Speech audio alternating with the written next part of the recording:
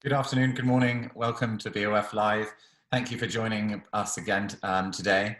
I'm delighted to welcome June Sarpong to this week's edition. Hi, June. Thank you for joining us. Hi, Robin. How are you?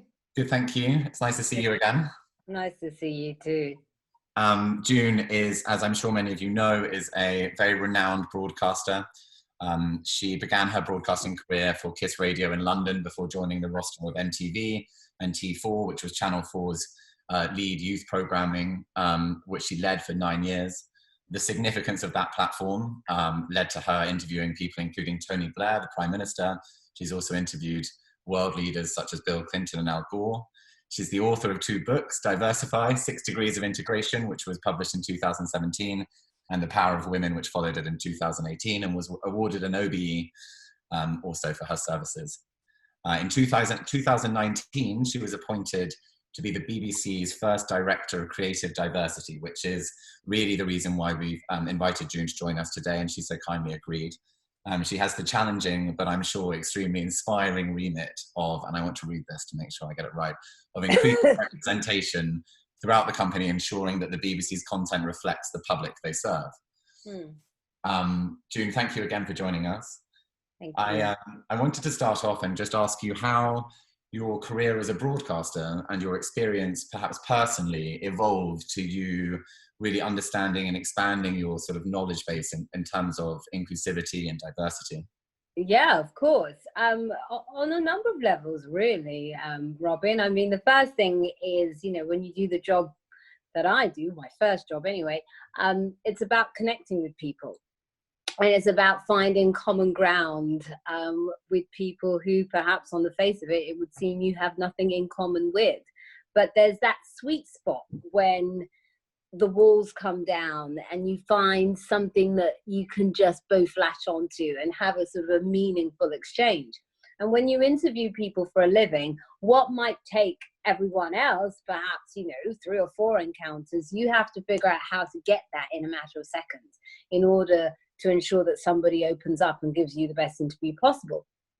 So because of that, I've always been able to connect with people from all walks of life and get on with more or less anyone. And I think that was a gift. And I think actually when you understand that there is a way for us to do that, you become passionate about trying to get as many people as possible to do the same. And then obviously I'm a Black woman. I'm a Black woman. See, technology. Let me put the other phone on silent. Sorry, everyone. Don't worry. I'm a Black woman. I'm a working class woman. And so, I understand discrimination firsthand.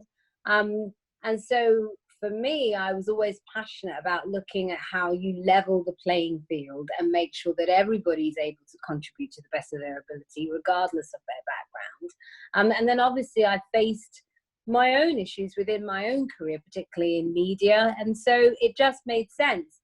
All of those experiences meant that I wanted to create a platform to find a way for us to move beyond these issues, but also to look at how I best encourage my own industry, which has such a big role in terms of how we all see ourselves and how we see each other, and making sure that that industry also gets this issue right.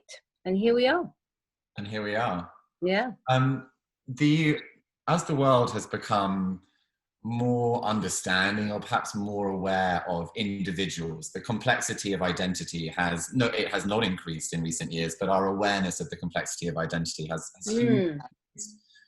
I've had what I view as a big privilege in my role at BOF has caused me to have to sort of, really work journalistically on some of these issues for some of the papers that we write for BOF Careers. And as a result, my eyes have been opened as to, quite how little I knew before and quite how much I have to learn ahead of me. And I wonder, how did you go about that process yourself in terms of, from your personal experience, that being evolving into really understanding the complexity of identity in the modern world, especially when it comes to media? Yeah, for sure. Well, the thing was, when it came to writing the book, so basically what happened was I was filming a few years ago in America And a young man appeared on set who had, tattoos, and I made up in my head all of these ideas and assumptions about who I thought he was. And he could sense my discomfort, and it was the elephant in the room. And in that moment, I was able to understand this issue from the other side, as opposed to looking at it as being on the receiving end. And so that incident was such a light bulb moment for me, because it made me want to figure out how we create a conversation around these uncomfortable, complicated issues that most of us don't want to address, but we have to address in order to make our businesses, our institutions, and society all that it can be. And so I thought, wow, how can I talk about this? What can I do? And then fortunately, a dear friend of mine, who's now my literary agent, just got in touch out of the blue one day and said, you know what, you should write a book. And I said, actually, this incident happened a few years ago. I was filming in America. I've always wanted to talk about it. And she said, turn it into a book. And so I thought, well, I didn't want it to just be anecdotal. I wanted to make sure that the book was evidence-based and also data-driven. So therefore, it wasn't about emotion, though, of course, I had an important role to play in that, you need the qualitative data as much as you need the quantitative data. But I wanted to make sure that the facts were clear in terms of, one, where we were on all of these issues, particularly the key underrepresented groups, and two, where we could be if we decided to change and what the benefits are. And so that meant that I had to learn it. Like you, I had to go and speak with the experts, engage with people that have been doing this stuff for years, understand the data, and look at how to present that data in a way that would appeal to a mass audience, because I'm not an academic. And so I partnered with Oxford University on the book. What I kept saying to the team at Oxford was, look, condense it down. If I can understand it, it means anybody can understand it. And so that was really the sort of the process. And then once the book came out, it sort of took on a life of its own, where it then became a D&I tool for HR professionals, which was never really the intention, which I'm very glad it did.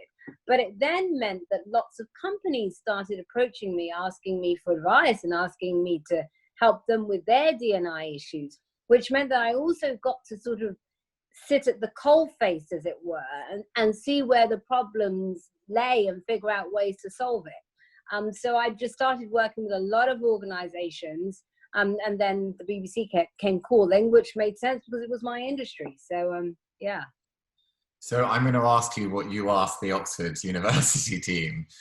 In your experience, a lot of companies in fashion still don't really know where to start, especially given that, relying on visual cues, it's just not sufficiently complex enough anymore. And, that the standard has risen appropriately. It can, from your experience, both in writing the book and working with Oxford, the data-driven lessons, but also from your experience in the later consultancy period, where would you advise companies to start, or where would you advise them to get their information from? Is there any tips that you could share just before we move on? Yes. Well, of course, the first thing I advise is they all read my book, because all the information is there. It's diversified. It's a very good book.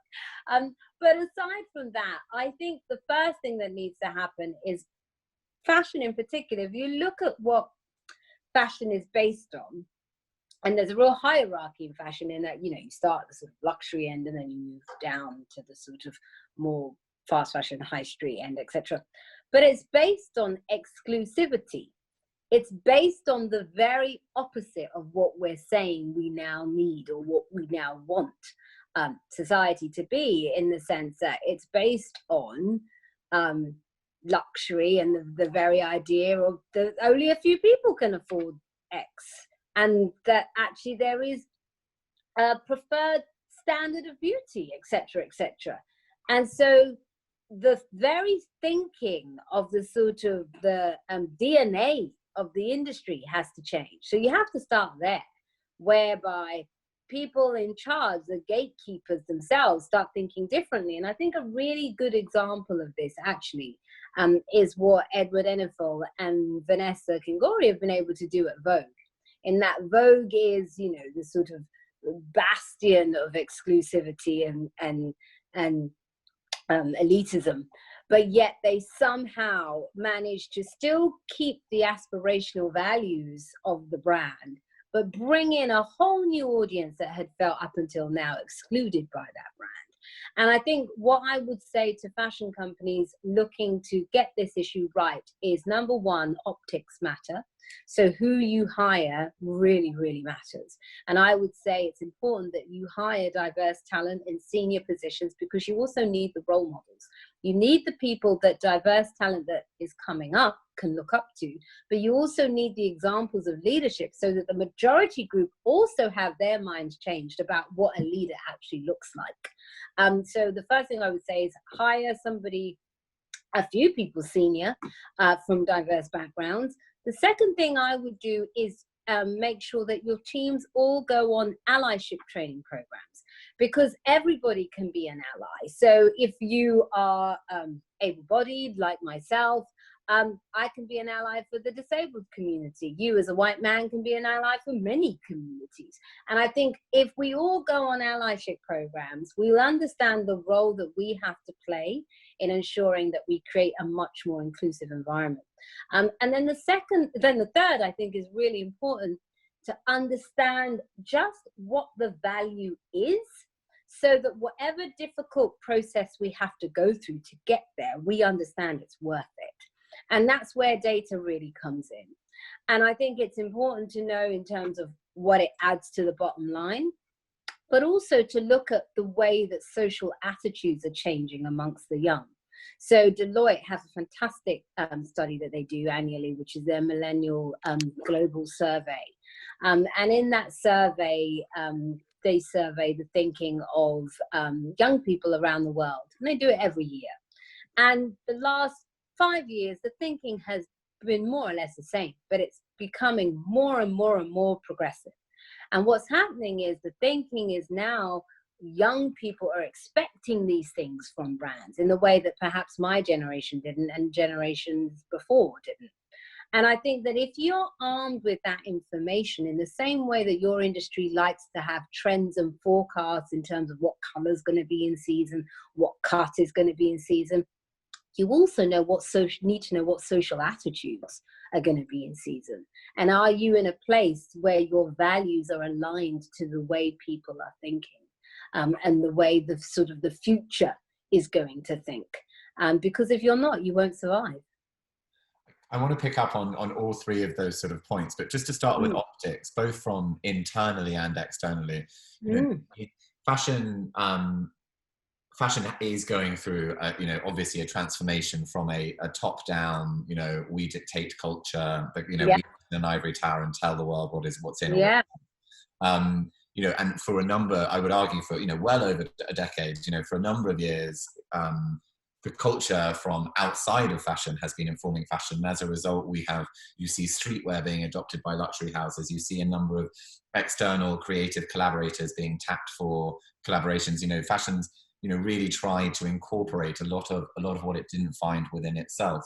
And in that process, it has assimilated or potentially appropriated a lot of things. And as the fashion industry has globalized, as the fashion industry has become, as wealth distribution has globalized, fashion has spoken to a lot of new demographics, and similarly, in a very uncomfortable, unbalanced, and unequal process, it started incorporating a lot of those people. So, when it comes to optics, what are your views on how companies can both hire with a view to optics without, but do so responsibly? So it's not tokenism.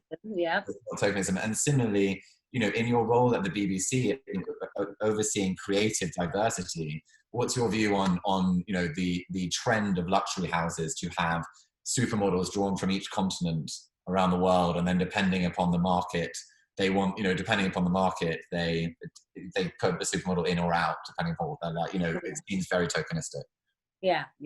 I think the first thing in terms of how you hire, optics do matter, and of course we don't want it to be tokenistic, but sometimes it's better to have somebody there than nobody. And really, it's important that actually when you are that somebody that's there, that you also do lead with your point of difference, because, you know, everyone likes to say, of course, I don't want to be hired because of the color of my skin, etc., or because of my gender or sexual orientation, whatever. Of course you don't. But the fact is, you know, in positions of leadership, chances are you are going to be a minority if you are in that position and you do come from an underrepresented group, and you are somebody with a protected characteristic. So it's important that when you are there, that you also become a voice for those that are not in the room. And sometimes it's very difficult when you are the only one in the room, but I think it's important to still do it. In terms of organizations, again, back to when you understand the value, and you really understand the value, as opposed to, oh yes, of course, this is a nice to, but when you realize that this is a must have for your business's survival, you will not hire tokenistically, because you will realize that this matters. In the same way, you're not going to hire just some random person because they can't do accounts, because you know that your finances matter. So therefore you're hiring someone that can actually do your accounts, right? So in the same way that diversity and inclusion, to me, needs to move from CSR, which is where it's often been placed, to R&D, which is all about the future of an organization. And if you've got that lens on and you've got that hat on, there's no way you will hire tokenistically, because you truly understand the value. In terms of what happens with campaigns whereby they sort of swap in one look for another based on territory, I think there's an even bigger issue, because often those girls, even if they are, you know, multi-ethnic, and of course it's terrible when you have certain races that are not used in certain territories because they have a preference for more Caucasian looks or whatever, still all of those girls still tend to be black and brown versions of the young, thin white girls. And actually there's a big able-bodied young, thin white girls. There's a bigger conversation to be had about inclusive beauty in general. And yes, of course, there is the odd where we will use a plus size model here or whatever, but it's still not the norm, is it? It's still not baked in. And so for me, I think that in the same way that we are standing up for the sort of lack of ethnic equality, which of course is very real, I think there's a bigger conversation in terms of the lack of equality in general, in terms of how women's bodies and women's ages are sort of excluded within fashion. That leads me on to the next thing I wanted to pick up on, which was allyship. And actually, we're in an interesting period in the industry at the moment, in the sense that a number of brands have become aware of the shift in social attitudes. The Gen Z consumer has, you know, they are aware of it. It is, you know, they are beginning to focus on appealing to, or have been very successful at appealing to this demographic cohort and their preferences. But in doing so, it's very easy for fashion companies to adopt causes or adopt activism in order to reach this group, because it's a fantastic channel in order to reach them and to move their brands on. You know, the BBC is almost in a unique position in the sense that it can support and be a fantastic ally to different sort of groups without that commercial undertow. You know, I wondered how, whether you had any sort of advice or insight from your time there. And I know it's not been a long amount of time, but well, I think the BBC has to be, because at the end of the day, it's a public service broadcaster. It's paid for by the general public. It's paid for by the British people. And therefore, it needs to be an organization that truly reflects and represents the country. And perhaps in some areas, it hasn't done that as well as it could do. And I think that, you know, for me and my team, what we're really committed to is looking at how we support and champion voices that perhaps have not been welcomed at the BBC up until now. or perhaps haven't even had an entry into the BBC. Maybe it's not even being welcomed. They haven't had an entry. They haven't known how to access the BBC, and the BBC hasn't known how to access them. And so we hope we can be a conduit in that way.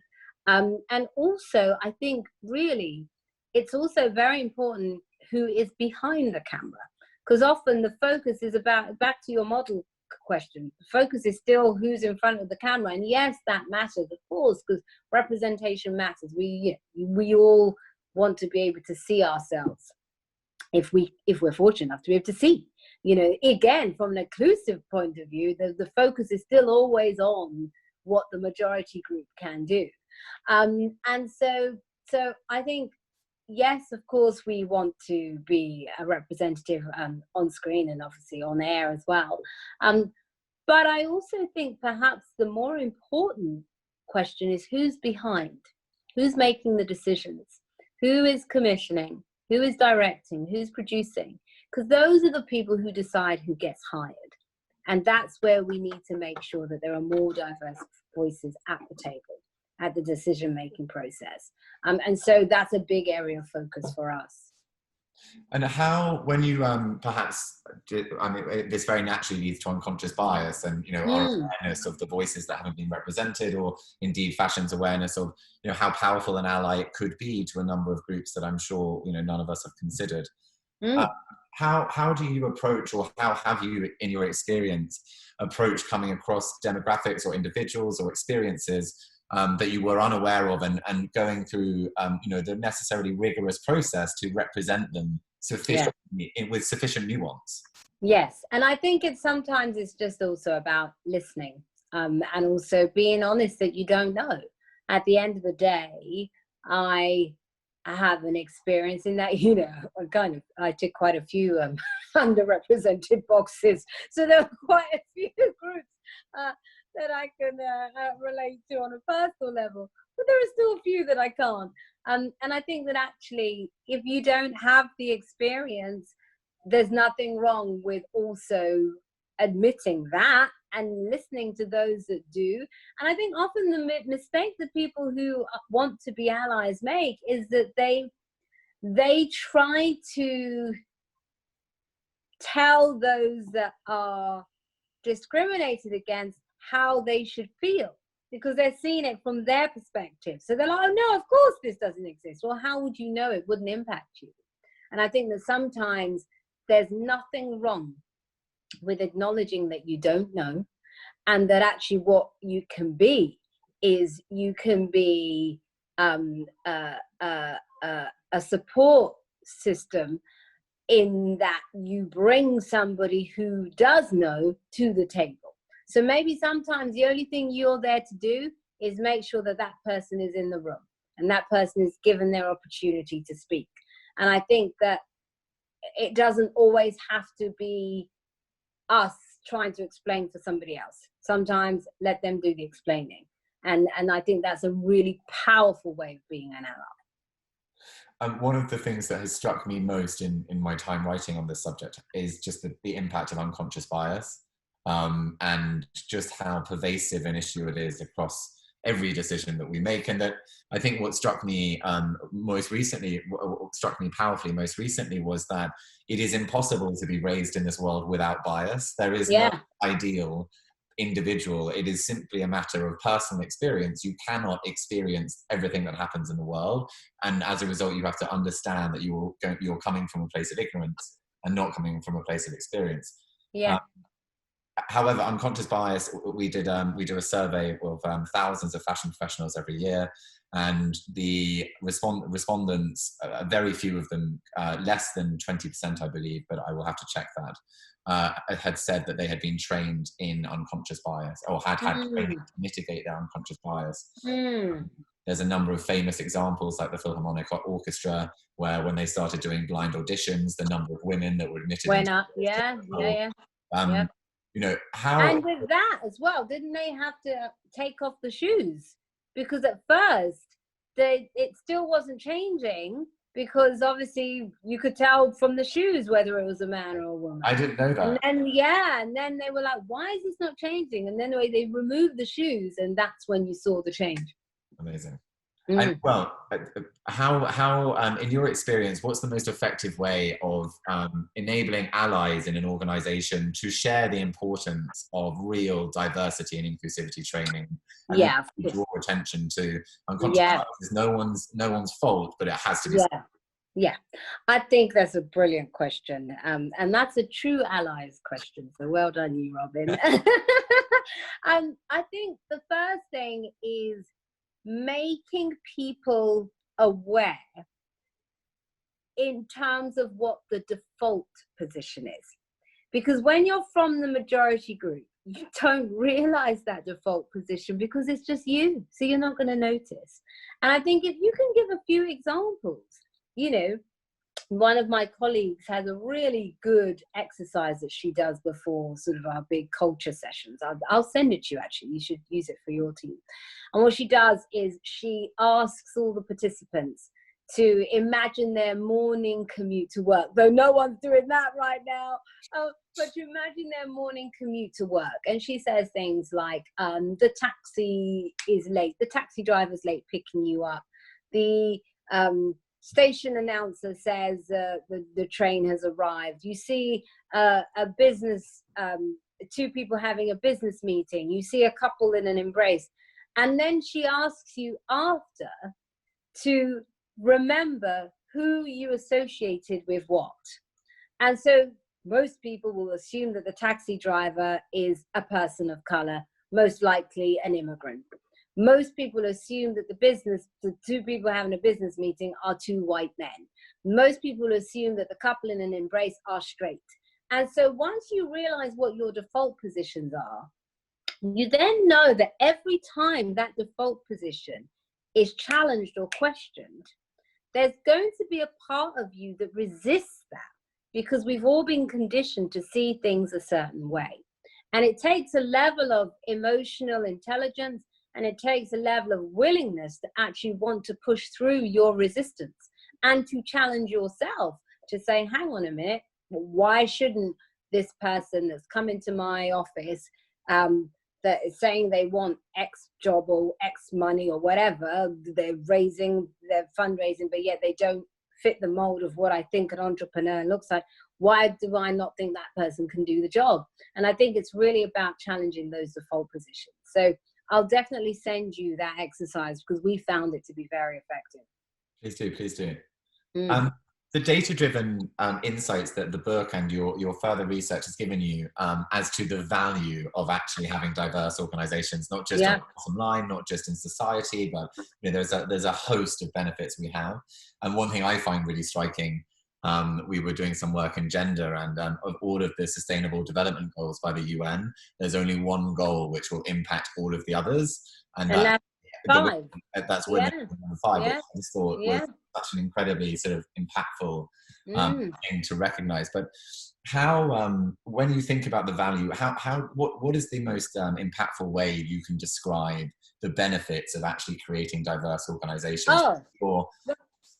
Totally. I mean, I think at the end of the day, the way we should look at this is even the most novice investor knows that the best way to safeguard your investment is to diversify your portfolio, right? That any novice investor knows that. So why would we assume that this is any different for people? Why would we assume that only a tiny group of society is able to actually contribute to the best of their ability? And what I would also say to that is we've done quite well actually in only really nurturing the talents of a very small group. Can you imagine the innovation and the breakthroughs that would happen in society if we applied that same approach and philosophy to everybody else? Can you imagine? Can you imagine the innovations that have not even been created yet? You know, we might find a cure for cancer. It might be one of these children that we are leaving in a refugee camp somewhere in the world to just be wasted. they might have in them the answer to some of the world's biggest problems. And so that's what I would say in terms of why we should do it. And if you're a business, why wouldn't you want to be able to fish from the biggest pond possible for talent? Like, that's crazy to me that you wouldn't even want to do that. Have you experienced anything that is unique to the creative process in terms of diversity's positive impact? I just over your experience both as a broadcaster and now at the BBC. Yeah, for sure. Well, I think, you know, if you look at the kinds of voices that we're now seeing sort of arise, not just from broadcasting, but music across the board. You know, if you look at somebody like a Lin-Manuel, look at that interesting take on American history, you know, combining history with the contemporary to create this amazing musical that anybody can connect with. And I think that actually, if we're looking at just nurturing talent wherever we find it, this is the kind of thing that we get. And so what I would say is, where the creative process is concerned, we've only scratched the surface because we've ignored so many people and sort of not created a platform for more people to be able to express whatever they have within them. So for me, I think we're just getting started, and I'm excited to see where things go, because I know even for us in our organization, we're giving opportunities to writers and directors who wouldn't perhaps not have had that opportunity in the past. So it's exciting. You know, if you look at something like Noughts and Crosses, young, very young Black director, you know, they took a chance. Look how great that show is, and how well it's done for the BBC in helping us get a young audience. So, yeah. I'm going to ask a question from our community in just a couple of minutes to close the session. But before I do, I wanted to ask you one question from me, which is, what brings you hope? I know that we are living in incredibly challenging and saddening times, but we have all been given an opportunity to pause and reflect, and hopefully to create something safer and better and more brilliant on the other side of this. What brings you hope in that? Well, what gives me hope is what you just said there. I think that, yes, of course, these are testing times. They are unprecedented times. But, wow, I mean, we have never had an opportunity where the whole world is simultaneously in reset mode. And we have to use this wisely. You know, if you look at the sacrifices that have been made, whether it's the loss of life, whether it's our healthcare professionals putting their lives at risk, those that are working on the front lines, grocery store, checkout personnel, bus drivers, etc., binmen, all of those people who are making sure that our societies still function. The sacrifices that they've made, as well as the economic impact, because we know once we come out of it, the economic impact is going to be quite severe. That's got to be for something. You know, we can't just go back to how things were. We've got to change, and we've got to change for the better. There's a wonderful Indian guru that I'm obsessed with, and I would recommend everybody watch his videos. He's got lots of videos on YouTube called Satguru. And what Satguru says is that we should use this opportunity to become 10% better. 10% better, so 10% kinder, 10% fitter, 10% smarter. Just every part of your life, use this time to become 10% better at it. Could you imagine the compounded impact that would have on the world if every human being emerges 10% better than they were before? And I think that's a worthy goal that we should be aspiring to. I very much agree. And it also segues very nicely into the question from our community, which is, how would you advise individuals who are passionate about diversity and inclusion and inclusivity to get involved, perhaps from a more career perspective, you know, in addition to leading employer resource groups or volunteering, etc.? How can people start a career in this? Yeah, well, I think if you're already in an organization, I would go to leadership. Actually, I think it's a very good way of ingratiating yourself with the leadership in making sure that they know you are there. I think go to the boss and say, look, this is an area that I'm passionate about. This is what society thinks in terms of where societal attitudes are headed. And I think we need to get ahead of the curve, and we need to be prepared for this. And I'd like to help you do that. So can I set up some sort of task force to work on this for the organization? And I think if you're able to demonstrate it for your company and perhaps get them thinking in ways that they wouldn't have before, you will be a very valuable asset to the company, but also you'll be a valuable asset in helping to move this agenda forward. And are there any particular training organizations or qualifications that I know a number of companies are sponsoring individuals to upskill in this area now? Is there any that impressed you particularly, or is... Well, Hive Learning do quite a bit. Their stuff is very good in terms of sort of not quick, but quicker accreditation. And then the CIPD, I think, that's the best for this country anyway. I mean, I think your audience is quite global, but for the UK, CIPD. June, thank you so much for your time. Is there a message you might want to share with the fashion industry, or a message of hope for our community? Well, I just think that you have an opportunity to really, you shape culture. You shape the way we see ourselves. You certainly shape how we feel about ourselves. And so if you can lead the charge and do what's right where this issue is concerned, I think it'll go a long way to making our world a bit better. June, thank you so much for all your words. It's always a pleasure. Thanks, Robin. Take care. Bye-bye. Thank you, everyone, for joining us. And don't forget to tune in to BoFLIVE throughout the week. Thank you.